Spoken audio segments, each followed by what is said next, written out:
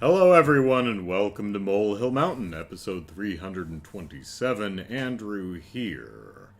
But you know what's over there?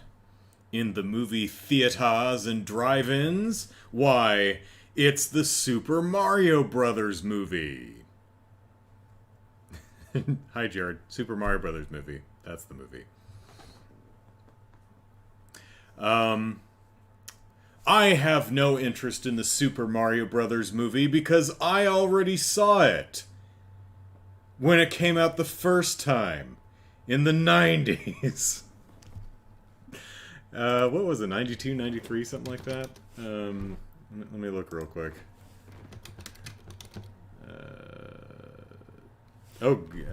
Super Mario... 93, okay, yeah. So I actually saw the Super Mario Brothers movie, the live-action one with Bob Hoskins and John Leguizamo. Hello, Chaos. In the theater when I was a youngin.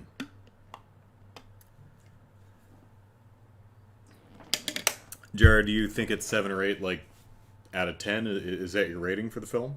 I have not seen the new one. I have not seen the animated one.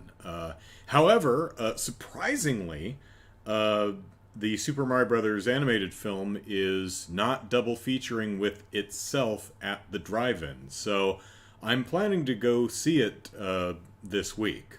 Why didn't I see it yesterday or this weekend? Because I'd rather go on like Tuesday night or something when there's less people there. Yes, even at the drive-in when I have my car all to myself, I'd still prefer to go with less people. Did YouTube make a change? Why are the names color coded? I mean, I don't mind, but that's weird. Okay. So, Super Mario Brothers, the live action movie, saw it in the theater when I was 13 years old, and I didn't care for it.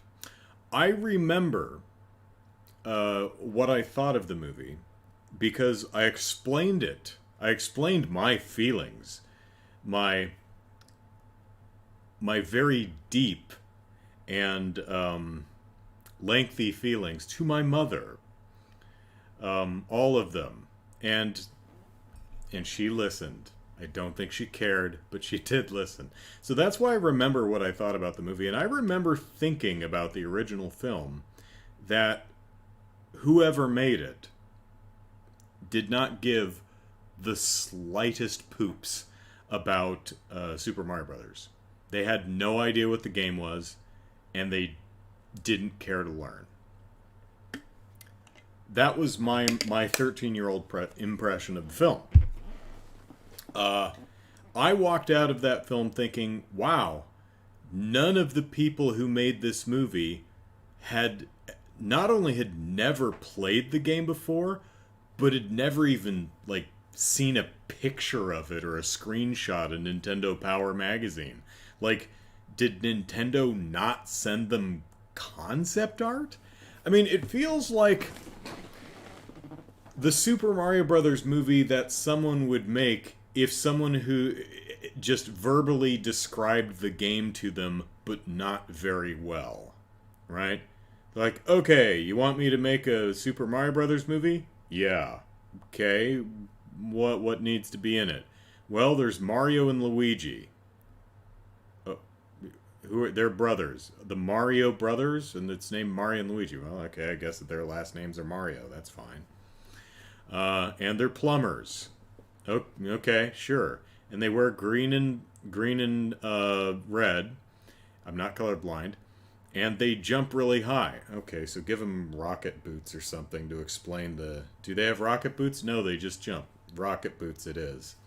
And they have a dinosaur. A dinosaur, like a big dinosaur? No, it's like 3.5 feet tall. It's kind of like a velociraptor. Oh, okay. Do you want to know what it looks like or like what color it is? Nah, just some scaly yellow dinosaur. That's fine. Okay, there are things... there's a fun thing called a bomb. What is that? It's like your classic cartoon bomb, but it's got little feet and a wind-up thing. It's like a wind-up toy. You wind it up and it marches along and then explodes. Oh, okay, so it's like, 3 inches tall. No, no, no, it's like the size of a basketball. No, we'll just make it 3 inches. Just weirds to end. It's got Goombas in it. Those are the main bad guys. Well, it's the bad guys' army of bad guys. Okay, cool. So giant lizard-headed people. No, that's not giant lizard-headed people. That's fine. And where does this all take place? It takes place in the Mushroom Kingdom. Oh, so just some city street that's covered in fungus, right? No. No. No. Now, I'm not saying that's how it happened. I'm not saying that the people who made the original Super Mario Brothers definitely didn't care. But as a 13-year-old, that's how it came off to me. I'm like, why did you make a Super Mario Brothers movie if you genuinely didn't give the slightest poops about what Super Mario Brothers even is? I mean, like, you could have just made the Bob-omb this big. It would have been... You got the look and the design and the action fine, but why is it this big? That's unneeded. You could have just painted Yoshi green. You couldn't even get the color right? Now, I can understand why they didn't do like a full Bowser suit or something. I mean, I appreciate that they, shaved Dennis Hopper's eyebrows and gave him weird hair and and had him stand like this all the time. I mean, that's fine. They didn't have the biggest budget in the world, but yeah, it as a 13-year-old, it struck me as very, very odd. And I didn't... and even divorced from the games, I didn't think it was a very good movie. I still don't. I know a lot of people regard it as a cult classic. I do not. It's fascinating in a way. It is definitely fascinating to look at and go, how did this happen? But do I think it's an underappreciated gem? No, I think it's a bad movie. And not because it got the color of Yoshi wrong or the size of a Bob-omb wrong. I think it's just a bad movie. Oh well, lots of those. So, I went on with my life. Like, I hope anyone who sees a bad movie does. So, 30 years later, Nintendo took another crack at it, animated this time, and well, I've seen trailers, and the characters have distinct designs in the film as opposed to the game, but, still Mario, still the Mushroom Kingdom, still Luigi and Donkey Kong and Princess Peach and Piranha Plants, and I haven't seen Bob-ombs anywhere, but I mean, you can't fit everything in the trailer. I imagine they're in there somewhere.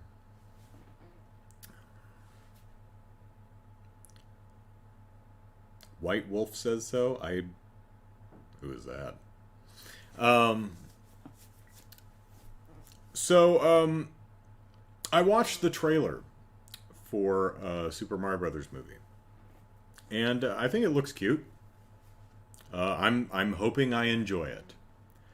It's colorful. The humor's working for me. What I've seen. What will I think of the movie? Maybe I'll let you know by next week. YouTube said, hey, I see that you watched the trailer to the Super Mario Brothers movie. Perhaps you'd like to watch videos from channels who recorded the film in the theater on their cell phone and uploaded clips of it to their YouTube channels. No, I would not. YouTube, I definitely would not. I mean, I'll take that over bigotry and harmful disinformation, but no, I would not. So I've had to block 19, I think I'm up to, 19 completely separate channels who are just, I'm not searching for this. This is just stuff that ends up in my recommends. And if you're uploading pirated clips of movies to your YouTube channel, I block your entire channel. Because you're obviously not someone with whom I share values. My favorite voice line from the trailer is not in the film. Is it the Mushroom Kingdom, here we come? Is it that one? You know, I read a lot of the reviews, and if there's one thing they all seem to agree on, it's that Chris Pratt's Mario voice is fine. It's not, sandpaper on the tender bits. It's not revolutionary. It's not an iconic vocal performance. They all seem to agree that Jack Black's is, but Chris Pratt is fine. He's got somewhat of an indistinct, sometimes Brooklynish accent. It's fine. So, yeah. But the interesting thing is Mario's voice was perceptibly, purposefully held back in all of the marketing, like Nintendo was embarrassed by it. So, we'll see. I think that incredibly stilted Mushroom Kingdom, here we come. I'm like, oh my god. Yeah. But according to Jared, that's not in the movie. Thank goodness, because that's terrible. So the movie, as pretty much all of them do, has a Rotten Tomatoes score, and its current Rotten Tomatoes score is 56%. Now, as a public service announcement, because not everyone can know everything, you might not realize or know what the Rotten Tomato score, which is presented as a percentage, actually means. I am here for you. I am here to elucidate the meaning of the Rotten Tomato percentage. Now, you might think, probably most of us went to school and most of us had math tests and English tests and history tests and stuff, and they were all graded 0 to 100%.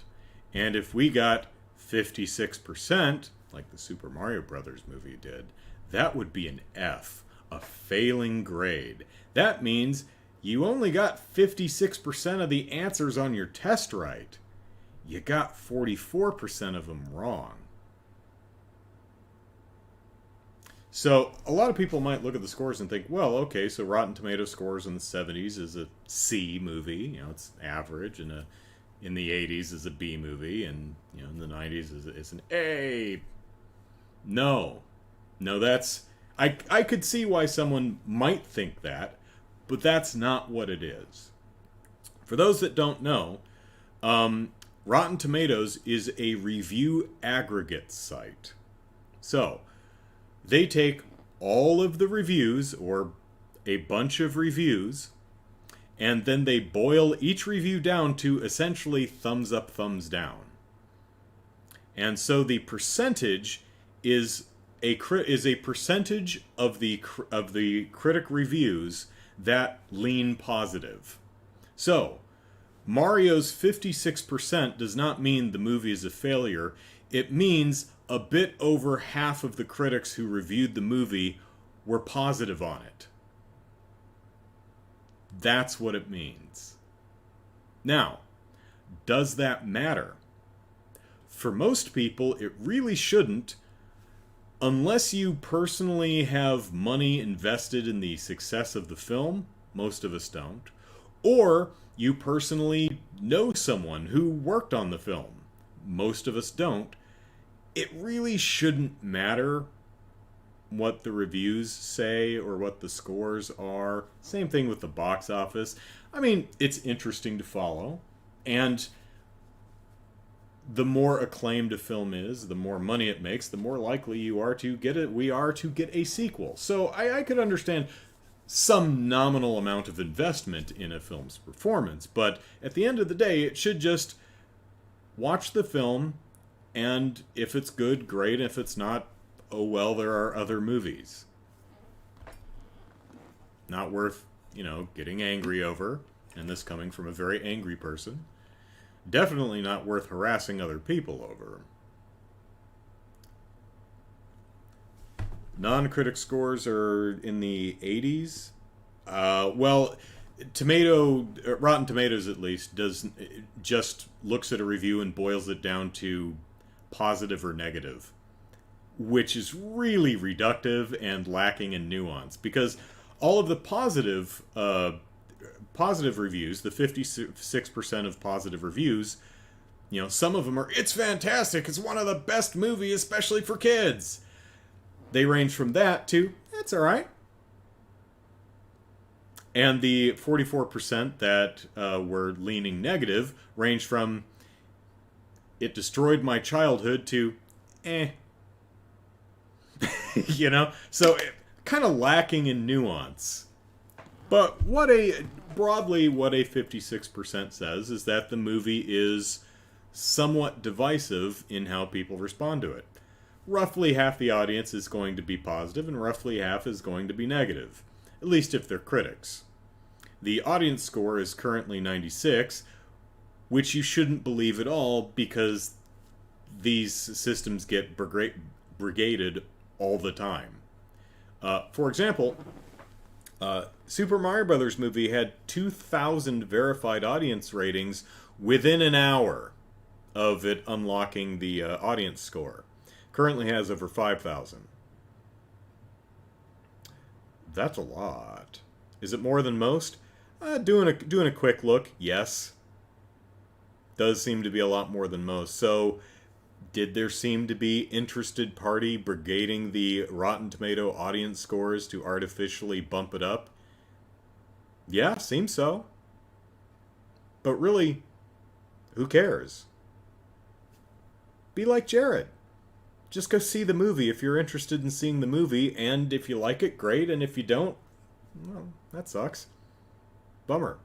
I'm gonna go see the movie. I hope I like it. Because I would love a wonderful Super Mario Brothers movie. Good evening, Chicago. Oh, I'm not saying don't look at... Oh, I'm sorry. Jared says I look at Metacritic. Yeah, Metacritic scores are a bit more nuanced. They do their best to boil down a review into a numerical score and then somewhat average that. I don't know if it's weighted in any way. A lot of review sites, particularly with video games, will do a 1 out of 5 or 1 out of 10 type of scale. So it's not science. It's just art.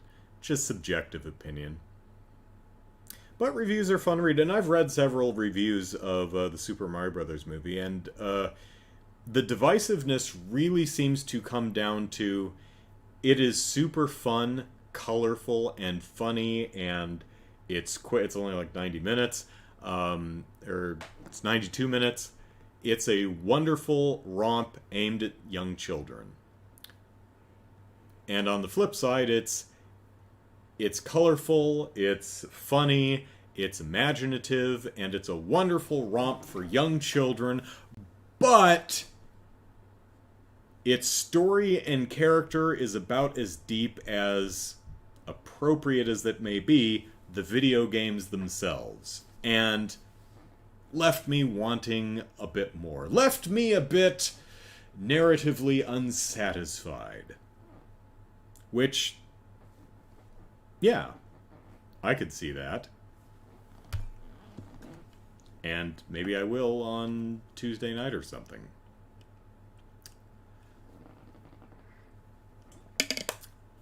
Oh, and Nintendo and Illumination should credit everyone who worked on the film. you know?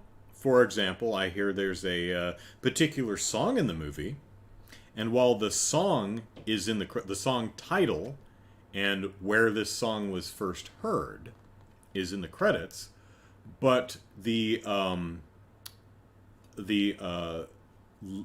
lyrics and written by credit and performance credit are not there.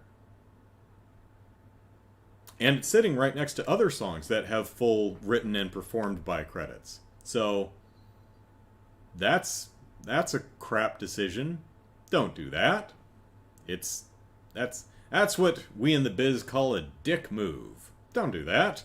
It costs you literally nothing to appropriately credit people. Now, when I first heard that this song was not credited, I thought the song was not credited. Until I saw someone who took a photo of the movie theater screen. I'm like, oh, it is credited. They just decided to leave the writer and lyricists off of the credit. Well, that's crap. Hopefully, luckily they, these are all, digital files. They can just send out a replacement if they so choose. And they should choose to do that because it's the right thing to do. Do the right thing. It makes you feel good.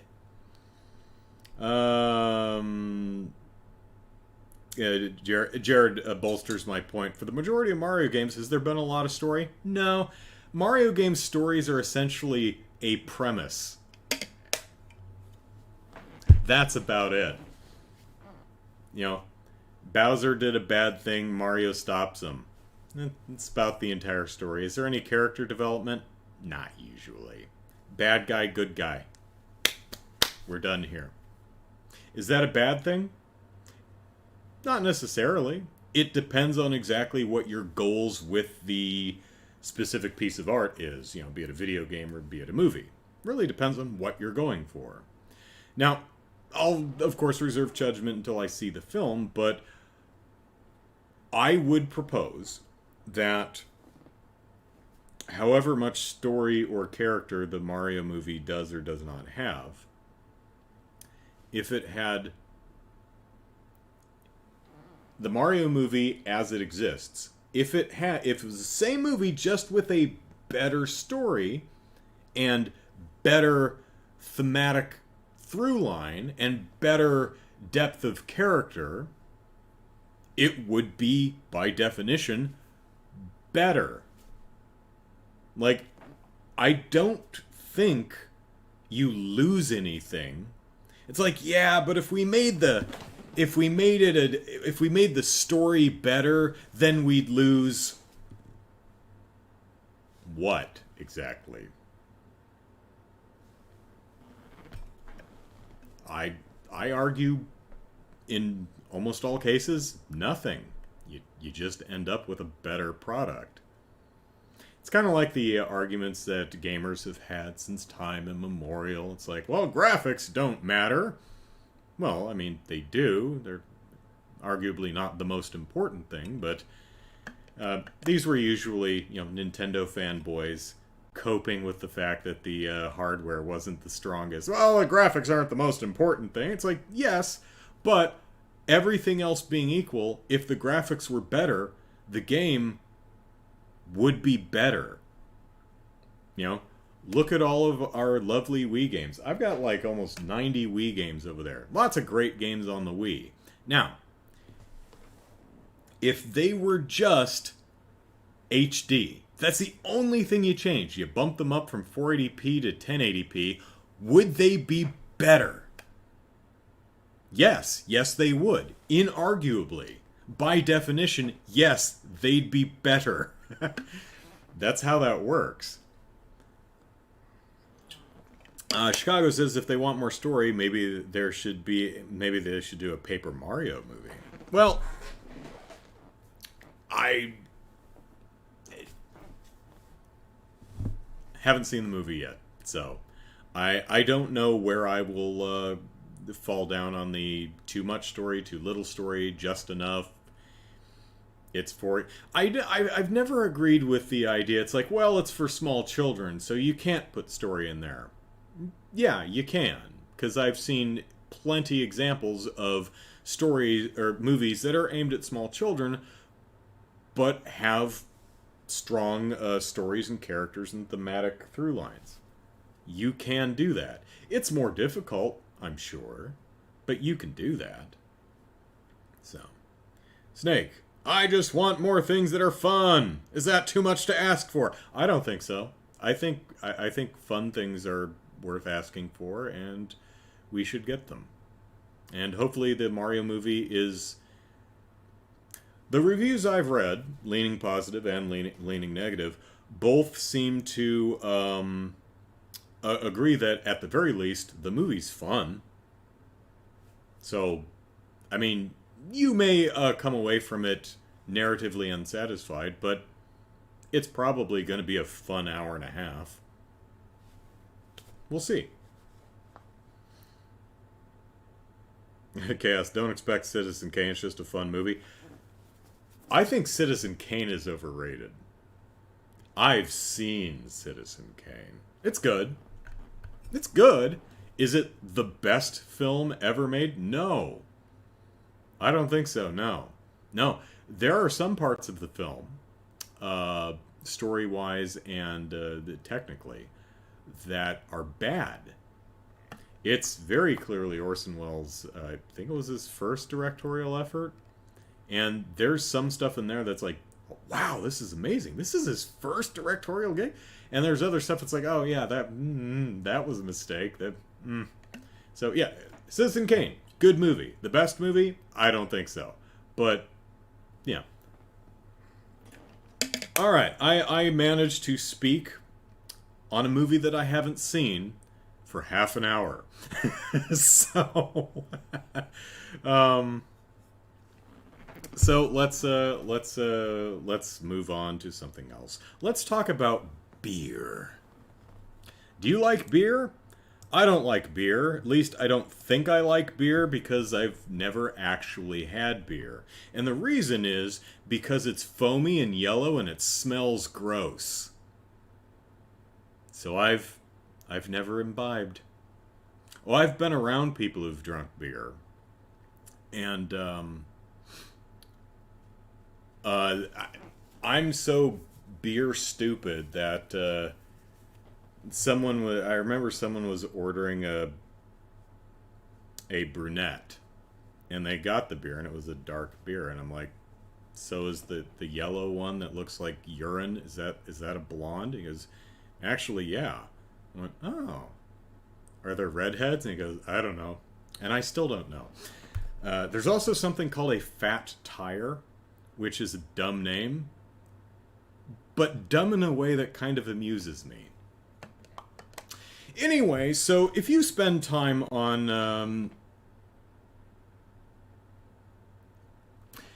Jared says, my review, lots of fun, Mario story with good characters. Works for me. And really, as long as Mario makes out with a cheap, I'm pretty happy. So, if you spend time on social media, I don't recommend it. You might have run across some of the usual suspects who make up things to be mad about, getting angry at beer, specifically Bud Light. Why? Well, you see this colorful rainbow can of Bud Light? Yeah. That's a promotional beer can that Anheuser-Bush released for Pride. Now, there are some people who saw that, went to the store, bought Bud Light, took it home, and flushed it down the toilet, or threw it into the garbage can, or shot it with guns.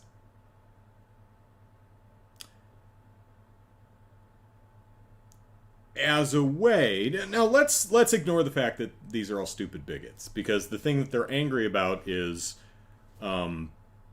how dare you acknowledge the existence of queer people? Okay. I mean, I mean, the most charitable thing I could possibly come up with is, well, maybe this person is just upset over the cynical nature of capitalism exploiting a particular group for monetary gain. Anheuser-Bush doesn't give a shit about queer people. You can tell by the way they donate. So I find it particularly gross that every June they're like, oh yeah, queer people, yay, Rainbow Can, now give us money. I find that particularly off-putting. And you know what? That is an absolutely fair criticism. But then I just, look at these people's feeds and I'm like, oh, no, it's not that. They're just bigots. Shame. So, Bud Light isn't a real beer. See, now there's a strong there's a valid complaint. But here's the thing about this particular can of beer right here. It's not currently sold in stores. Yeah. If you watched any of the performative anger videos of people flushing beer down the toilet or shooting beer or throwing beer in the garbage can, you'd notice that none of them were this can. And you might think, how come they didn't buy the actual rainbow beer cans to shoot or flush or throw away? Well, that's because it's not currently sold in stores. It was a limited time promotional item for Pride last year, 2022. So almost a year ago, last June. Oh, it was also exclusive to Canada. So it wasn't even sold here. And yes, many of these dingbats on social media are American. So they're getting upset over... Well, first of all, they're bigots, but they're also being performatively outraged over something that literally doesn't exist anymore. Limited time promotional item in Canada last year. Doesn't exist. And you're doing boycotts wrong. You see, when a company does a thing that you don't like, the solution is, and you want to stick it to that company, you don't buy their product. Dumbass. Oh, I have a problem with the way Anheuser-Busch is doing a thing, so I'm going to buy their beer. That'll show them.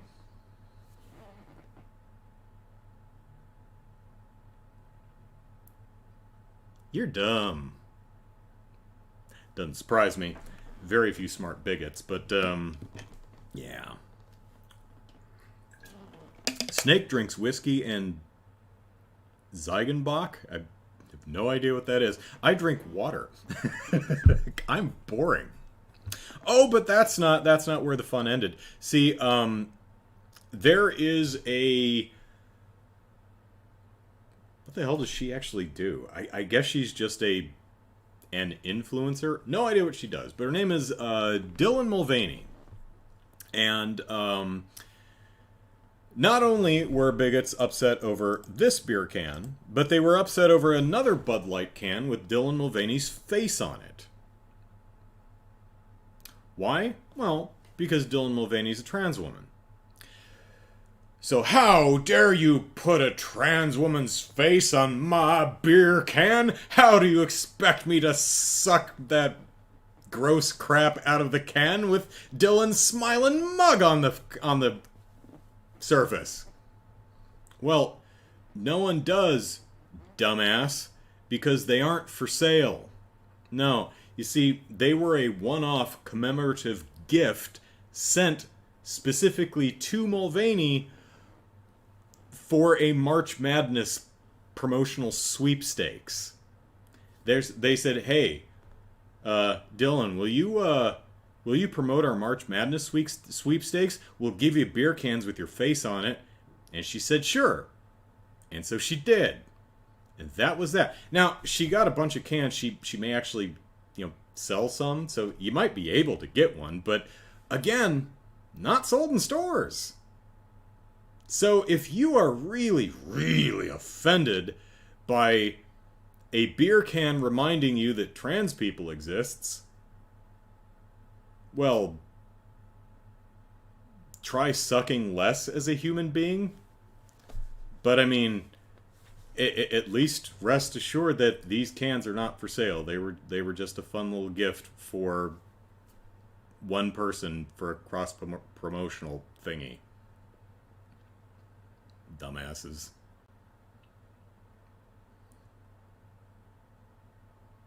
Doing that type of thing gets people like you to talk about it. Sure. Oh, doing the promotional outrage thing? I mean, I suppose, but the only thing I feel that I'm accomplishing here is I'm advertising for Budweiser. I'm sorry, Budweiser? Anheuser-Bush. Yeah, Budweiser, Bud Light. I'm essentially advertising for them, I guess. But then again, none of this stuff is for sale, so you can't get it. It's not the rainbow can's not available anymore, and the Dylan Mulvaney can not available to anyone except Dylan Mulvaney. I'm not promoting anyone. I'm not naming names. I'm not promoting anyone. So, and even if I did, everyone knows you're a stupid bigot. So, yeah. But if what you're getting at is kind of the Anheuser-Busch does this, for attention and for clout, and see, we're on the right side of history. We're trans and LGBT friendly, and we care, at least in June, and that's cynical, performative horse shit. Anheuser-Busch genuinely does not care about. Let me rephrase that. Anheuser-Busch cares about the LGBT community so far as it can sell to it and to allies thereof. And again, you can just look at how they donate and who they donate to. They donate to a lot of organizations and people and politicians who are, well, to be frank, trying to erase queer people from the face of the earth.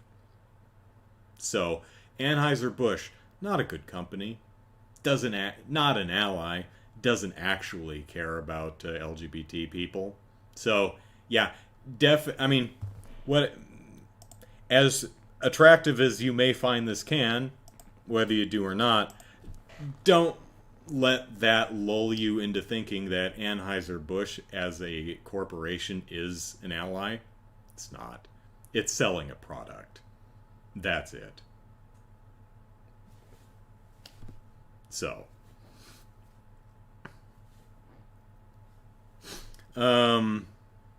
talking about shooting stuff for attention. Oh yeah, the performative outrage is, as the phrase implies, performative. Look what I did. I'm shooting beer cans. Follow me on Instagram and listen to my whiny podcast where I complain about things that don't exist. I mean, I would have shot the rainbow cans, but, they don't exist, so. Or aren't for sale, rather. So I'll show Anheuser, but it amazes me how many people are comfortable presenting themselves as the dumbest assholes on the face of the earth. But, I mean, if you can present yourself as just a stupid, horrible person and make money doing it, well,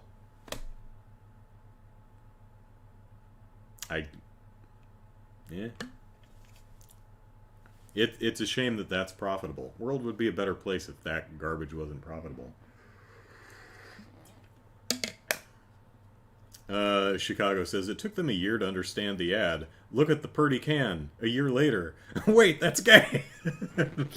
Yeah, I think most didn't notice because it was it was just in Canada. It was a limited thing. Yeah, welcome to last year, bozos. So, speaking of, Snake says, amazes me on Twitter how many LGBT people on Twitter sincerely think corps are on their side. Well, corporations can be useful. Like, Anheuser-Busch is, their allyship is performative. That is true. But that performative allyship, cynical as it may be, I would argue is a net good. Not the ideal, but a net good, because it helps to normalize the existence of, well, people who aren't me, right? So when you sell, Bud Light, it's for LGBT people too. It's like, oh, they exist. Well, that's cool.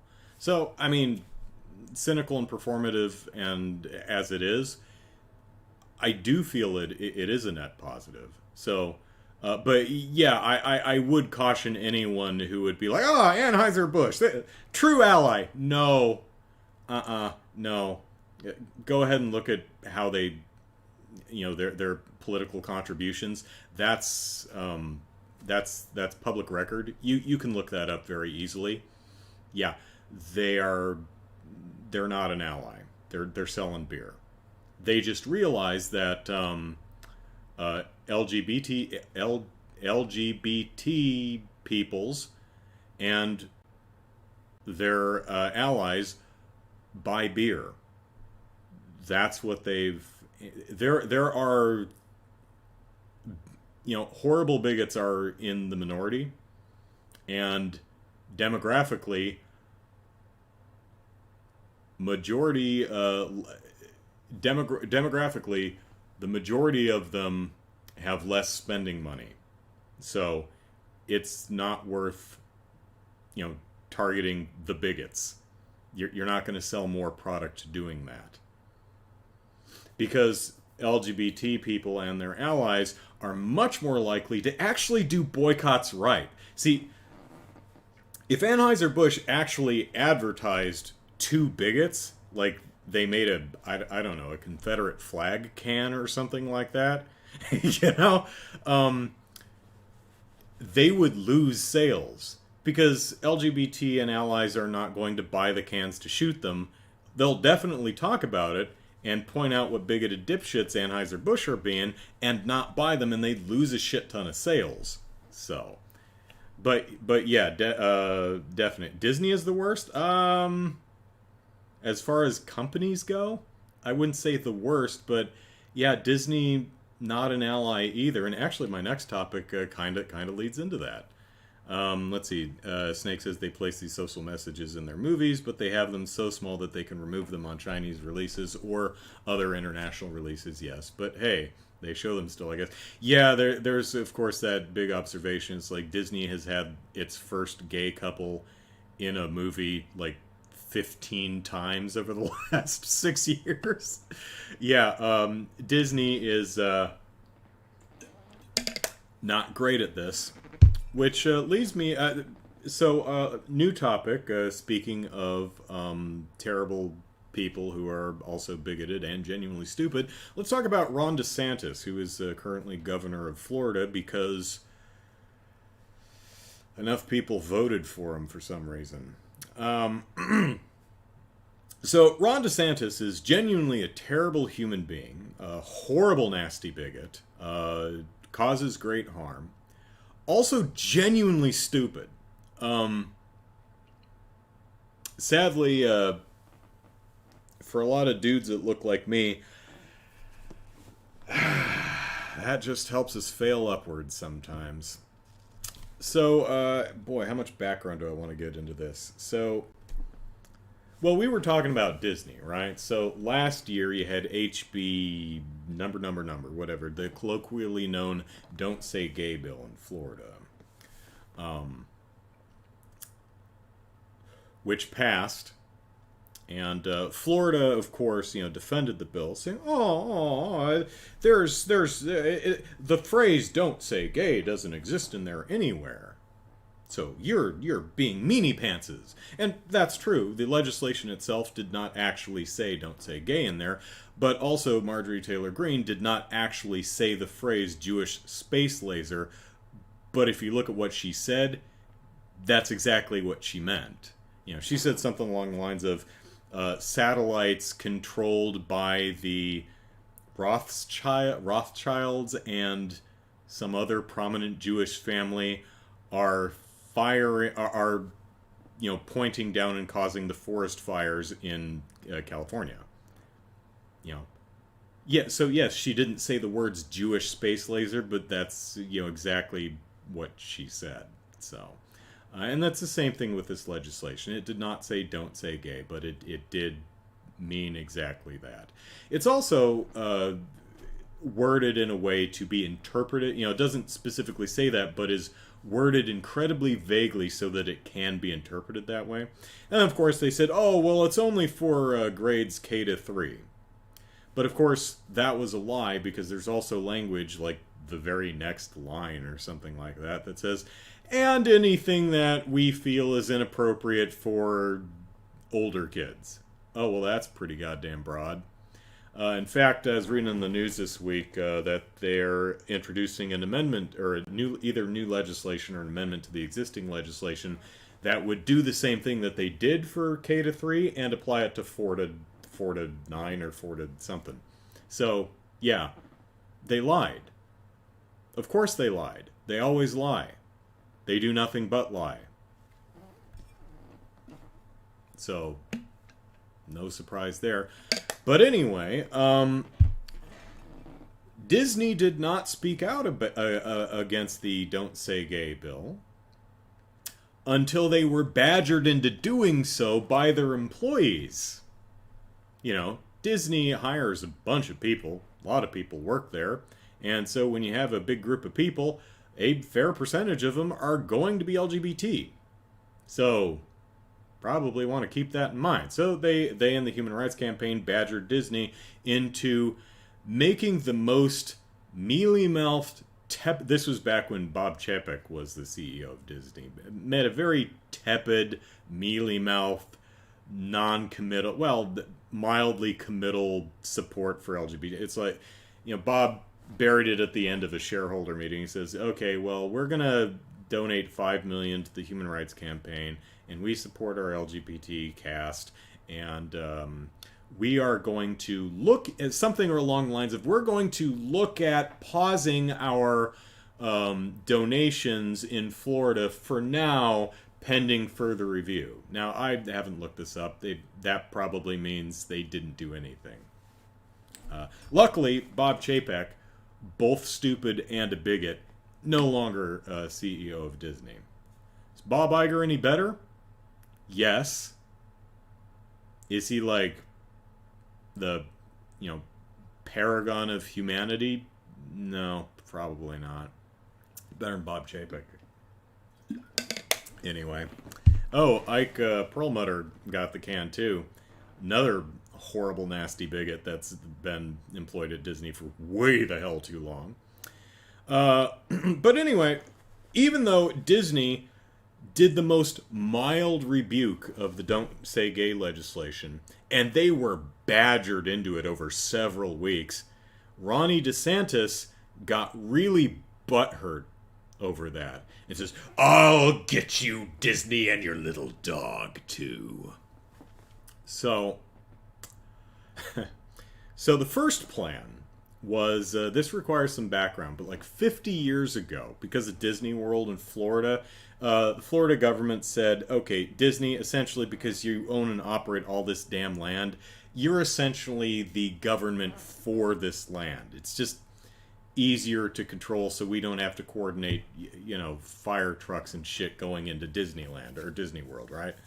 So Disney World is essentially a governorship of its own little plot of land, right? That's the very bird's eye view of this. So Ronnie DeSantis was like, I'm gonna take that away from you, you sons of bitches, for not being bigoted enough. How dare ye?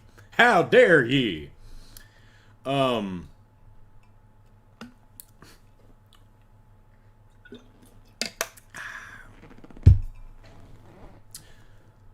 Here's the problem, Ronald.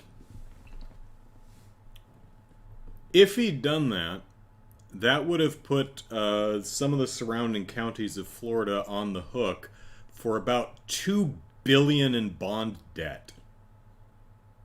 Who pays that? Florida taxpayers.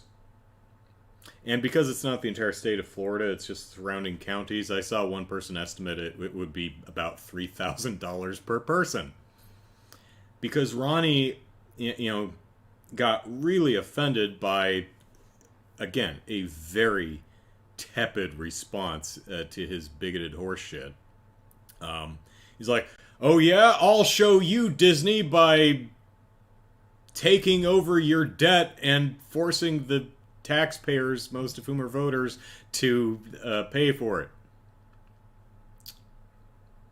Yeah, that's a good plan, moron. I'm sure that'll work really well in your favor. Of course, many Americans are well known for voting against our own self-interest, so there are a significant number of Americans who will be like, I don't care how hard you kick me in the balls as long as you're also hurting the people I don't like. A lot of people like that, sadly. So they worked on that for a year and failed miserably because they're stupid. Disney massaged the contract in the open to essentially put a clause in there that says you can't change anything. And if you go against any of what we have in here, then you can't do any. Then everything gets frozen until the last living descendant of King Charles III passes away or something. It's like, you signed it, dumbass. So Ron got publicly spanked by the mouse. Oh, but Ronald ain't done yet. So he's got a new plan. So I read this in Politico a couple days ago. Let me see.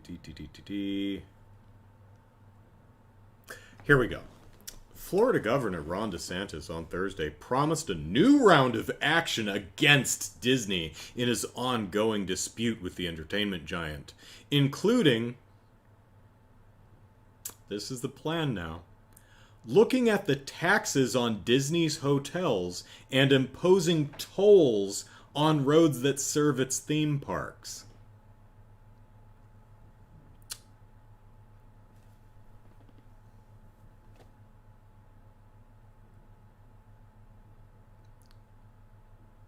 So once again, dipshit DeSantis' plan here is to make Florida taxpayers and, well, anyone who visits Florida pay more money to go to Disney World. That's his plan. He's going to stick it to Disney by making people spend more at their hotels and on the roads to get there. Now, granted, Disney would, raise their... Disney would probably see a bit more revenue for the hotel, but they would not see any on the toll road tax. Kind of probably depends on where that is. But here's the thing. If you had to pay a toll to drive on the roads that go in and out of Disney World, what would that incentivize you to do if you were visiting Disney World? Well, that would incentivize you to remain on the property to eat and sleep and buy stuff.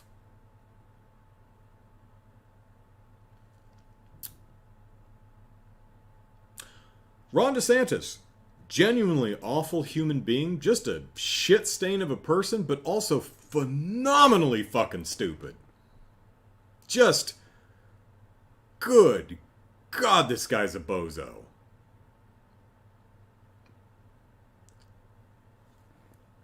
Wow. What a fucking moron. Let's see. Snake referring to what Marjorie Taylor Greene said. They always bring up the Rothschilds. Yeah. The builder at Disney's where... There's always Universal. there is a Universal.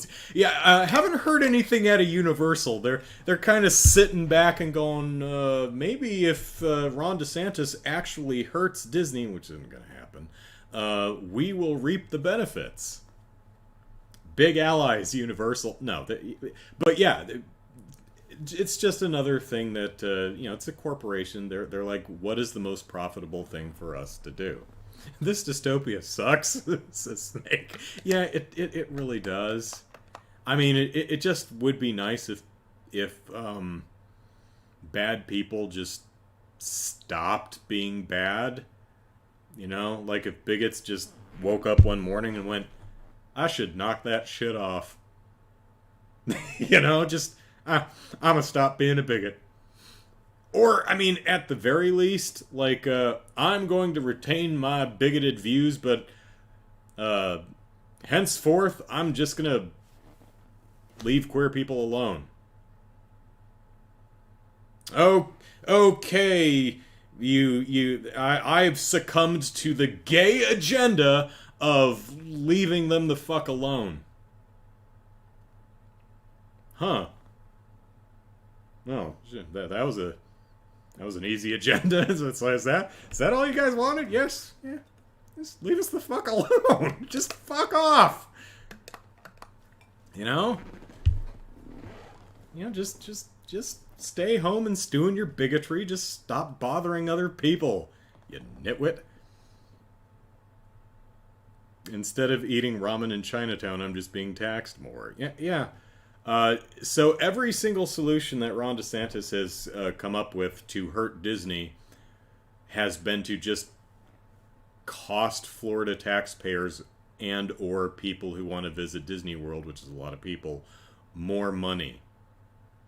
Which I imagine there's some polling on that, but if I had to guess, I'd say not popular. Like, going to Disney World is already really expensive. So, I mean, you have a small family and you're going to Disney World and you're already spending $5,000 on hotel alone. And Ronnie DeSantis, because he's got a bigot stick up his ass, decides to raise taxes on the hotel. Oh no. Now you're paying $5,025 for the family to visit Disney World. And it costs you an extra 20, well, probably not that much, but an extra $1.75 on the toll road. Would that additional $50 will be charitable? Would the additional $50 convince any family to go, well, not going to Disney World now. I was gonna, spend, $7,500 to take my family to Disney World for a week, but I'm not spending, $75.50. Might be a couple, but yeah, I honestly, I find it hard to believe that Disney would lose much business if Florida raised the hotel taxes or enacted a toll on the roads leading into Disney World. Again, I think it'd be much more likely that would encourage people to stay in Disney World for the duration of their stay, because, to avoid the toll road. Because I imagine there are some people who visit Disney World and leave to stay at a hotel off-site because it's cheaper, or leave to go eat. And it's like, well, shit, if I have to pay this fucking toll every damn time, may as well just stay on the property and spend more money at Disney. Ron, you moron, you disgusting bigot. Please resign and go away. Please, pretty please. I'd appreciate it. Do it for me, Ron. Some guy on the internet who doesn't live in Florida.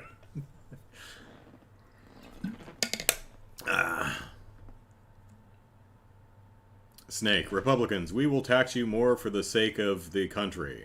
Democrats, we will tax you more for the betterment of the poor.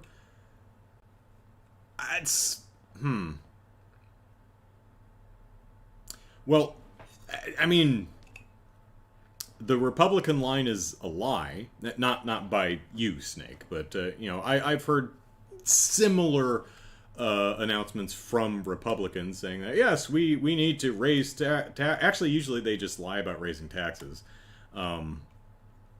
Because they frame it as tax cuts. And what they mean is, for us and our friends, yours goes up. That's how we pay for the tax cuts. But if they actually ever do acknowledge that, yeah, we're taxing you more, they would probably do, oh, for the sake of the country, which is a lie. As far as Democrats, again, that's not exactly what the framing is, but it's not... It's reductive, but not terribly inaccurate. You know, we're taxing you more for the betterment of everyone. You know? I mean, it depends on the Democrat, because Republicans do tend to be a bit of a monolith. Democrats just have just kind of all across the spectrum. I mean, you have some that's like, we need to raise taxes so we can, pay for a bunch of nifty social programs. It's like, yeah, but you have some who say, yeah, but we actually don't need to raise taxes, at least not for everybody. Like, there's no need to raise taxes on people who can't afford it. But you know what we could do? You know who we could raise taxes on? People who can afford it. Like, the really rich people who don't pay much, if anything, in taxes in the first place. And not even, just if everyone paid their fair share, then we've got plenty of money for everyone who needs it. And that's kind of the whole equity thing, right? It's like, you don't buy hot dogs for all, you buy hot dogs for those who don't have hot dogs. Like, you don't need to buy hot dogs for Oscar Mayer. Oscar has plenty of hot dogs. Like the king of hot dogs.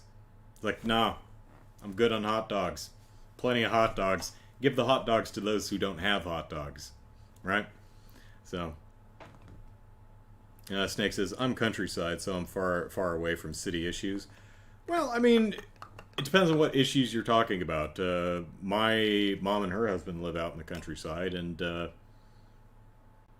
there are unique challenges to cities, and there are unique challenges to countryside living, and there are challenges that present themselves in both areas. So that's the thing, though, is me personally, I want life to be awesome for everyone. You know? I mean, even shitty bigots? I mean, I don't care if it's not, but yeah, for everyone. Yeah. So, I was going to talk about Like a Dragon Ishin, which, going on a trip here, which I've been playing pretty much all day. And I'm going to start playing as soon as we're done with the podcast. And I'm happy to report that I'm having Like a Dragon Ishin, surprisingly, the most technically janky of the... maybe Dead Souls might beat it out, but technically janky compared to some of the other games. Like, the loading is slower, the menu navigation is really slow. Like, hitting pause, it takes a couple seconds to get into the menu. It's really kind of garbage. Still a fun game. Having fun playing it. The stories are fun. The wandering around the new town. I'm enjoying everything so far, but technically the game is... maybe it's the new engine. Maybe because this one is Unreal Engine, I think. Maybe they were just having some issues with the Unreal Engine. No. Like a Dragon Ishin is the 19th century one. The turn-based combat one is Like a Dragon. Essentially, yeah. No, it was called Yakuza, Like a Dragon. That's the turn-based one. And then Like a Dragon 8 is going to be the sequel to the turn-based one that's also purportedly turn-based. So, no, although this one, you fight with your bare fists, or a sword, or a gun, or a sword and a gun. So, yeah, it's fun so far. they kind of front loaded all of the four styles: bare fist, sword, gun, and sword gun. Um, are a little weak to start out with, and I think they did that to not overwhelm you, because you essentially very quickly you get all four styles very quickly in the game, rather than you start with two styles and you get to know those, and then you pick up a third, and then you pick up a fourth. No, you have all four pretty much right from the get-go. So they start them, so all four styles are very limited in utility until you start upgrading them.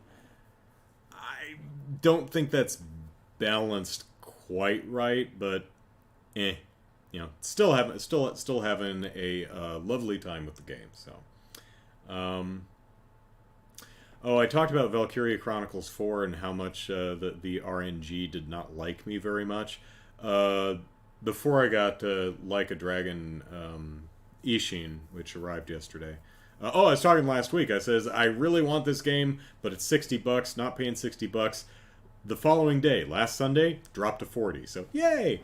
And I've been saying I've been looking for a game to really get its hooks into me. Something I think about playing when I'm not playing it. Something that it's hard to put down because I just want to do one more thing. That's Like a Dragon Ishin. I'm having a great... I played it for a couple hours last night. Been playing it most of today. Really enjoying it. So I figured this would be that game, but I'm glad to have it. So God of War, Valkyria Chronicles 4, Tales of Berseria, Somnium Files, Nirvana Initiative. All those are on hold for right now while I play the new Yakuza or Like a Dragon game. Yeah. In fact, tomorrow we're not going to play Trails from Zero. We're going to play Like a Dragon Ishin. I'm kidding. We'll play Trails from Zero tomorrow. Let's see. Anything? Valkyria Chronicles 4. I mentioned that because the RNG was so terrible, I quit the game in a huff, and in doing so learned that there was no autosave, so I had to essentially start over.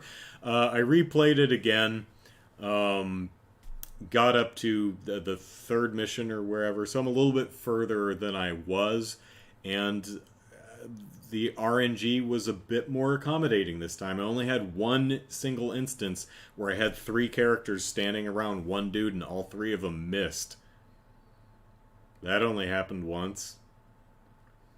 It's one too many. But still looking forward to getting back to him. So I guess moral of the story is if you're a resident of Florida and you're a voter, and you were looking for my advice on how you should vote, not for Ron DeSantis, because he sucks. He's incompetent. He's very stupid, and he's a horrible, nasty bigot. And I would recommend not voting for people like that. So.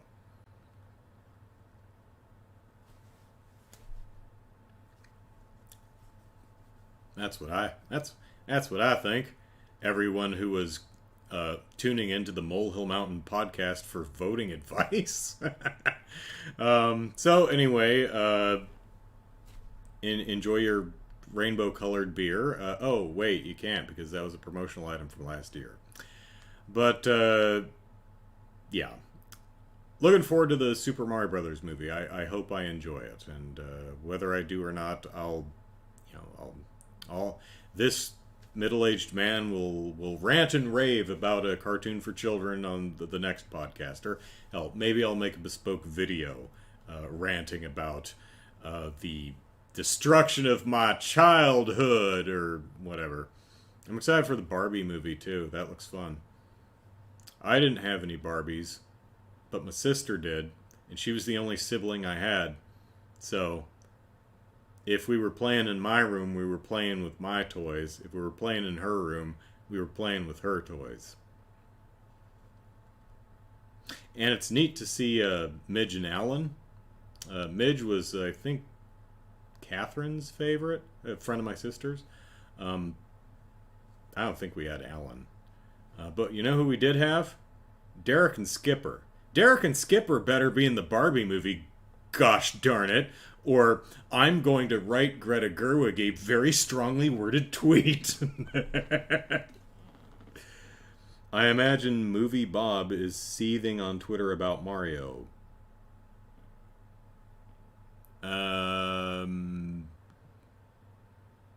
Why would he be?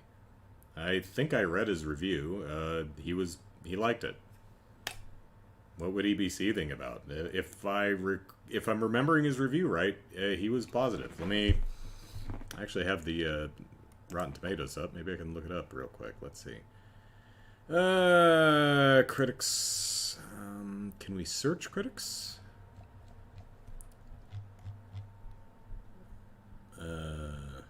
You can't search critics? Well, that's not particularly useful.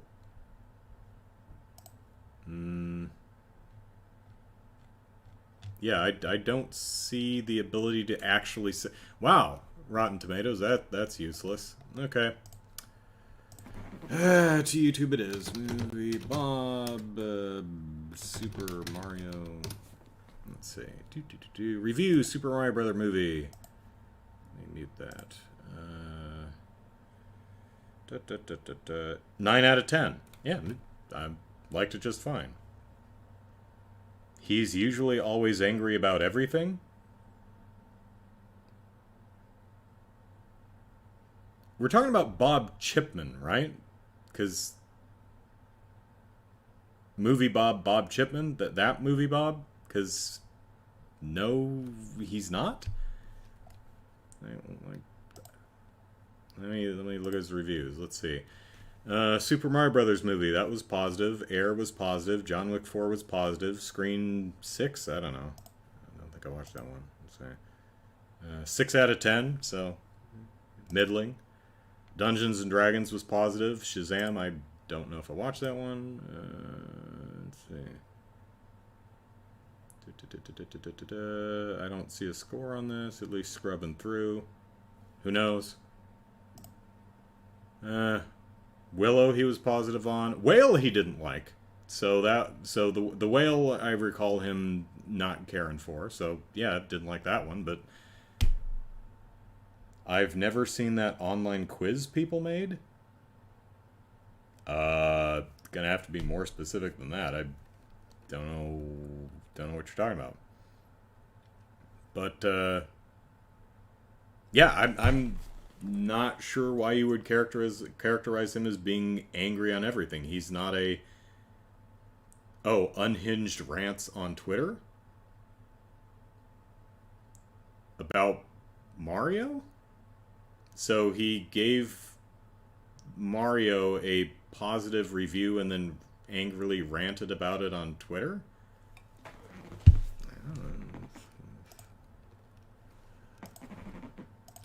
Movie Bob.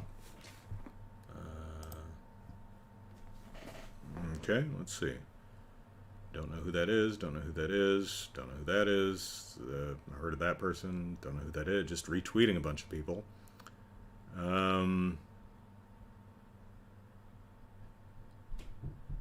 Okay, making fun of a bigot. Whatever Legendary paid for the Street Fighter rights last week is gonna look like they stole something on Monday morning. Oh, because they got it for cheap and Mario's gonna bake a bunch movie? Make sure. I have 0 notes on the finale of this, talking about Mario Brothers. Everything from the setting to where it takes place and why the fighting gets done is like I wrote the thing myself, playing the first old game in the 80s. Perfect finish whenever it gets there. Okay.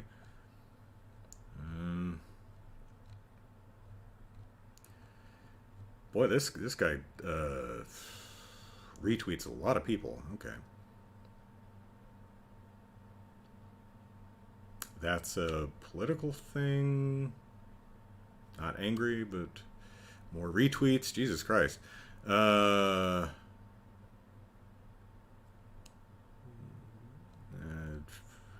more retweets.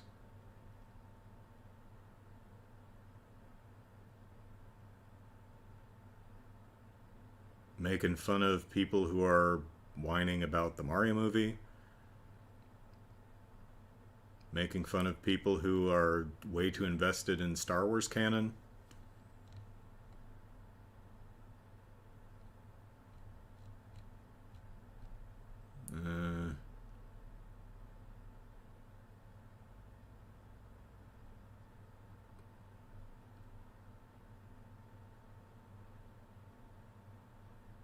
Making fun of Marjorie Taylor Greene. Well, that's always good.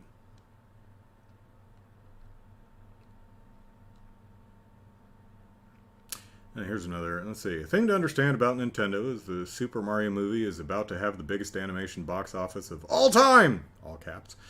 Off a screenplay it could have used in 1988, Nintendo constantly, all caps, simply doesn't sell its products out of near religious commitment to overcaution. The franchise has always been a billion-dollar multimedia movie, TV, etc. Goliath waiting to take shape since about the third game, and it only hasn't been because it would be nice if Twitter had the ability to italicize something so we didn't have to use all caps. I do it too, so I'm just being silly, but...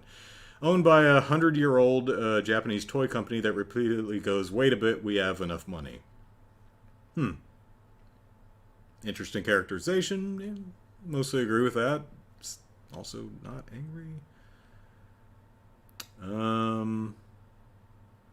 Talking about an old cartoon in a positive manner. Two things Mario does very right in terms of its target audience, and this song sounding like Bowser's making up lyrics and... Oh, shoot, just... Well, I guess it is a musical. Well, I got that right a year ago when I said... he's being warm about a Bowser song in the movie. Okay. More retweets. Lots of retweets. Holy shit, most of this is retweets. Talking about Mario's box office. That's a big number. No stopping it now. If you think fans are being weird about this, wait until they do Zelda or Mario, Zelda or Metroid. Fair point.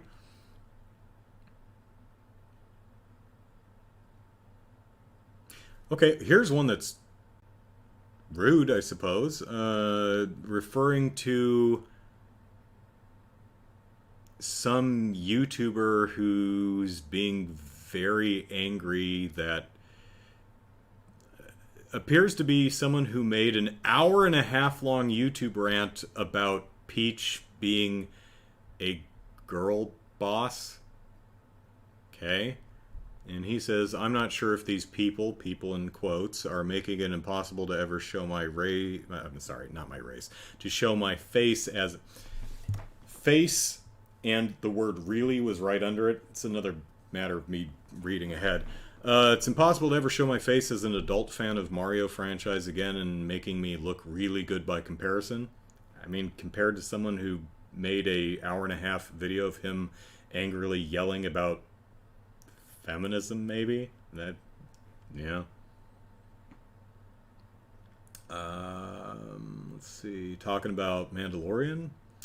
Guys, for fuck's sake, the armor literally asked the only other regularly appearing main character in the series since the first episode if he wanted to be a Mandalorian and started making armor for him, so this shouldn't even count as building to a twist. You're just bad at reading media.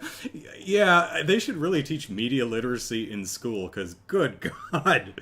Like, folks, I don't mean to spoil anything if you didn't put two and two together yet, but Baby Yoda is the Mandalorian. Baby Yoda's gonna ride a mythosaur. I mean, that's been set up through the whole series. Baby Yoda's big shtick is doing the hand-wavy thing and holding big animals. He did the rhinoceros. He called him the Rancor in Book of Boba Fett. Baby Yoda is going to be chilling with the mythosaur. More retweets talking about Steven Spielberg and the Fabelmans. Okay, I'm probably should not be doing this on a podcast, but I'm genuinely not seeing what you're talking about as someone who's always angry about everything. What did he say? Quiz. He said some kind of eyebrow-raising stuff. Okay, I don't know what quiz. Bob is generally just insane on Twitter and has a weird obsession about Mario. I mean, I'm back to. I've looked through the last 2 days of tweets, and I mean, he is talking about Mario, but it's relevant. The Mario movie is out now. He's a film critic. I would expect him to.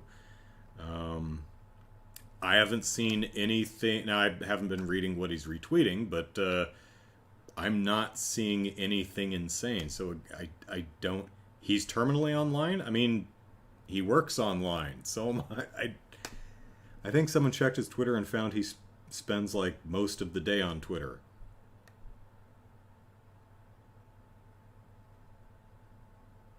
I mean, he's a video producer, so he's on his computer for most of his working day. I mean, everyone's very online. It's very easy to just, while something's rendering or taking a break from a script, to type out something on your phone or in another browser tab. I genuinely don't. I'm wondering, is there a different Bob Chipman? Maybe I've got the wrong goddamn feed, because I'm not seeing anything even remotely. And I'm not calling you a liar. I'm not. I mean, it's possible you saw him on a bad day, or because I don't read Twitter. I just read reviews and stuff like that. So I mean, I'm aware of his presence. I've seen. I remember, Jesus, what was it? It was back in the Game Politics days. Someone got particularly pissed off at his review of Pixels, I think, Adam Sandler movie, and I watched it, and yeah, that was a angry, ranty video. It's one of those, this is the worst thing ever, I hate this scum-sucking, dirt-licking, very creative, negative thing. I haven't seen the movie, no idea if it's really that bad or not, but, I mean, yeah, okay. That was an angry review back whenever the hell Pixels came out, but, even the reviews of his I've read, I'm sorry, he's a video producer, I've watched, I can't think of him getting, angry or ranty or upset. I mean, he didn't like The Whale. He thought the menu was pretentious. God, I hope I'm not mixing him up with someone else. I think I'm safe because I was just looking at his reviews on his timeline. So that should help me remember what the hell I'm talking about. Yeah, so I don't know. It may just be we have different impressions of the same dude, but yeah, whatever. Let's see. It's a matter of fact, I've seen him say stuff about people he didn't like that's made me raise an eyebrow or two. Like, well, okay. The fact he's been relatively calm these last 2 weeks is genuinely surprising. Okay, well, yeah, I've only looked at the last 2 days, but I mean, I just called Ron DeSantis a horrible, nasty, scum-sucking bigot who should, go crawl in a hole and stay there. That's not particularly nice, but, Ron DeSantis is a horrible, nasty bigot and, deserves any bad thing anyone could care to say about him. So, I mean, it really depends on, who he's talking about. Like, is he talking about an actor in a film? Like did he say, like, if Bob Chipman is saying something like, Chris Pratt is an asshole because he destroyed the sanctity of Mario and he should, sit on a railroad spike pointy end up or something like that. Yeah. But if he's saying things like, Ron DeSantis should go jump off a cliff because he's a bad person and a bigot, well, I get behind that. But, again, no idea. No, he's said like... Okay, I imagine you're following up with something. Kirsten, now I'm having a chat with one person. This is boring as... I'll never forgive the troglodytes who stole the future I earned to prolong their worthless existence. Okay, Great, but what's the context? What's he talking about? Who's he talking about?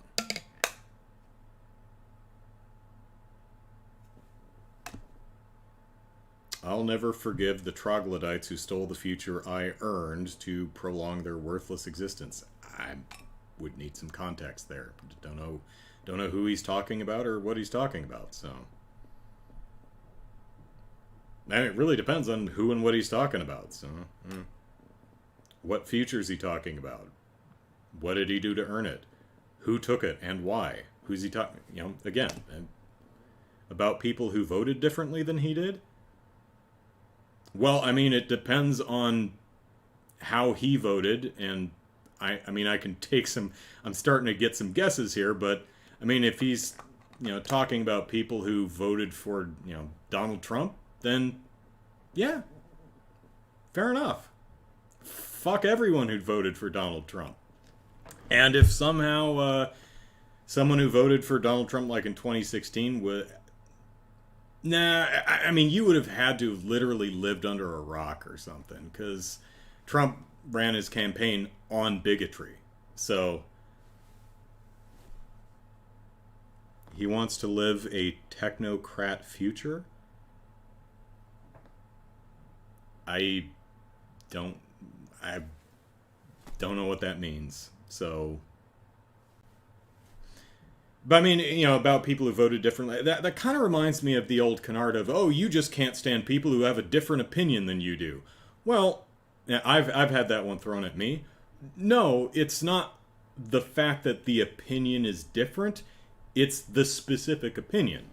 Like, I love the Yakuza, the Like a Dragon series. One of my favorite video game series in the world. You may think it sucks. It's ponderous and poorly paced and graphically and control-wise janky and boring as hell with sloppy writing and dull characters. I don't agree with you at all, but I don't have a problem with your opinion, even though it is very, very different from my own. That's perfectly fine. I love this thing. You can't stand it.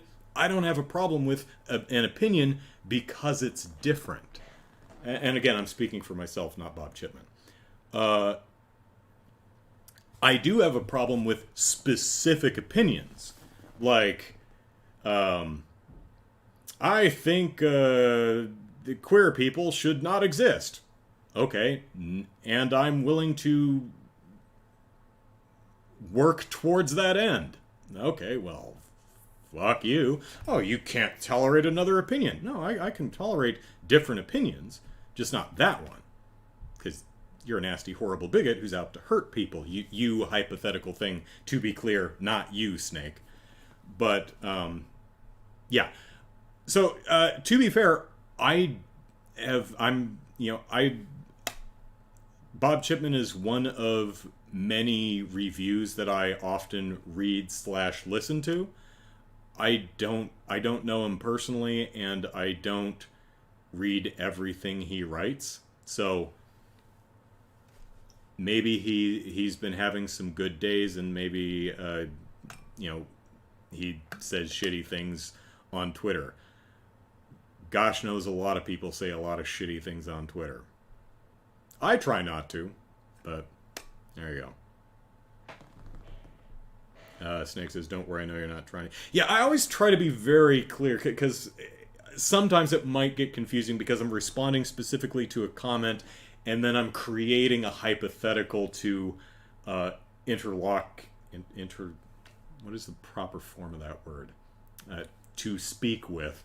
So, anyway, that was a long tangent that we really didn't need on the last half an hour. But I think we can all agree that Ron DeSantis should not be governor of Florida. Because he's a bad person. And he should feel bad about being bad. So, alright, that's it from me. Trails from Zero tomorrow, noon Pacific Standard Time. So, take care, everyone. I'm going to play video games. Specifically Like a Dragon Ishin. Even if you don't like the game, I love it. So, alright. Friends make it go on tangents. It happens. Oh, yeah, and I am a verbose person. So, all right, but we'll verbose more during the stream tomorrow. So, good night, everyone. Take care. Bye bye.